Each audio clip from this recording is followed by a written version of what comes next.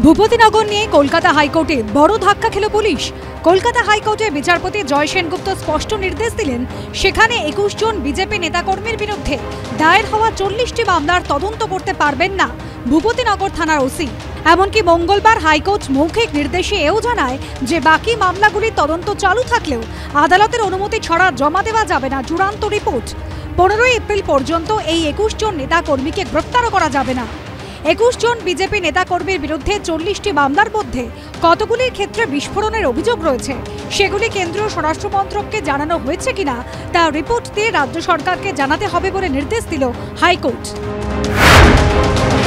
বিজেপির নিচু স্তর থেকে সমস্ত ধরনের কার্যকর্তার বিরুদ্ধে মিথ্যে মামলা দেওয়া, তাই এই একচোখমি প্রতিহিংসার রাজনীতি সবচেয়ে বড় উদাহরণ হচ্ছে পশ্চিমবঙ্গ রাজ্য পুলিশ।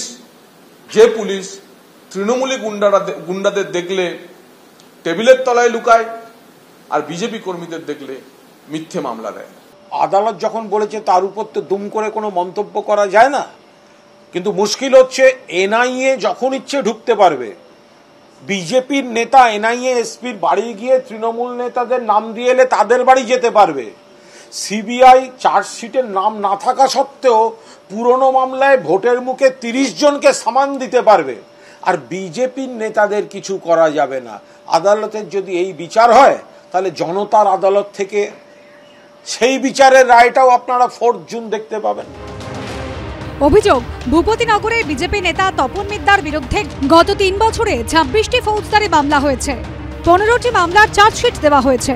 তপন মিদ্দার দাবি, কোনো এফআইআরেই তার নাম নেই, অথচ একটা মামলায় গ্রেপ্তার করার পর থেকে একাধিক মামলায় তাকে গ্রেপ্তার দেখানো হয়েছে। হাইকোর্টের বিচারপতি জানতে চান মোট কটি মামলায় তার বিরুদ্ধে অভিযোগ রয়েছে।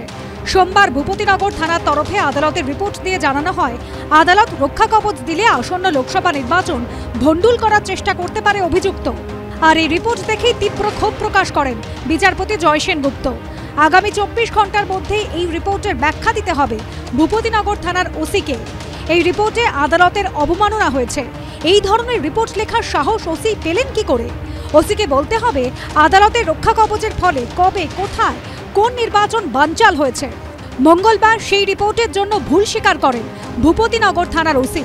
সৌভিক মজুমদার, কৃষ্ণেন্দু অধিকারী ও প্রকাশ সিনহার রিপোর্ট, এবিপি আনন্দ।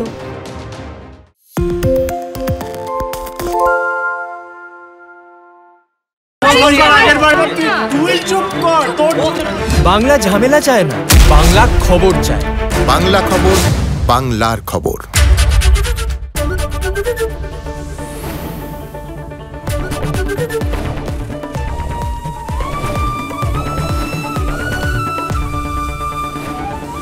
এবিপি আনন্দ, এগিয়ে থাকে, এগিয়ে রাখে।